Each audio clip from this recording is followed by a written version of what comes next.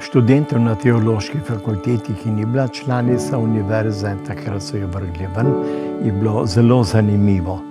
Ni nas bilo veliko, tja okrog 80 do 100, to je bilo leto 56, ko sem prišel na fakulteto. Vzdušje pa je bilo zelo tako prijetno, domače, nekaj izredno dobrih profesorjev, znanih smo imeli. No, osnovna stvar takrat je bila Janez 23. napoved koncila 59. leta, nismo vedeli, kaj bo. Pripravljali so vprašanja, vendar to so samo škofije dale.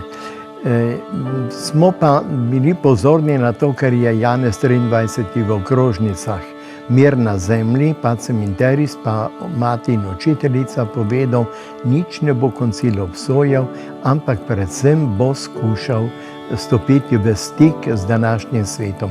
Pa še nekaj, takrat so se počasi odpirala vrata za študij v Rimu. Jaz sem še ujel koncil 65. leta, tako da je bilo to zelo zanimivo, ker sem imel direktno pogovor lahko z tistimi, ki so na koncilu sodelovali, tako da smo bili na tekočem, kaj se na koncilu dogaja.